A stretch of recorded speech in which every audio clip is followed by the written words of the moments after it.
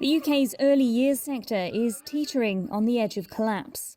The number of children in nursery or going to a childminder fell by as much as 75% after the UK's first lockdown, according to the Department for Education. Many parents who have lost jobs or who are working from home have decided to save money on childcare, while the virus has made others more cautious of sending their children into such environments. And that's had a huge financial impact on early years services, as a decline in fee-paying children has resulted in a heavily reduced income. Nurseries are run by basically occupancy. So in a pandemic, you have no occupancy. The government doesn't up the funding anyway, and we're already behind. And the landlords don't reduce your rent. That doesn't stop them. We've just been told we've got 100% rent increase in some of our nurseries. The additional costs then suddenly came down the line. So they didn't give us money for lateral testing. They didn't give us money for PPE.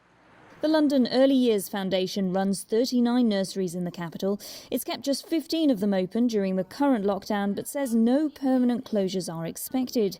Elsewhere in the city, though, it's a more troubling picture. According to a new report commissioned by the London Mayor, 64% of nurseries and 56% of childminders say their services are at risk of closure over the next 12 months. This is something the Early Years Alliance has already experienced. 20 months ago, we had 130 settings. Today, we have 65 settings. So we've closed half of our portfolio, all in areas where you would get the biggest return, as I say, in terms of child development and improvement. And the pandemic has highlighted the issue of underfunding in the sector, which some say now seriously needs addressing. This is a systemic issue that we've had for decades now. The early years sector has been neglected. It's at the bottom of the pile from a funding perspective. No investment or poor investment compared to older children. The British government has pledged $25 million of additional funding for nurseries to help children catch up with missed learning due to the pandemic.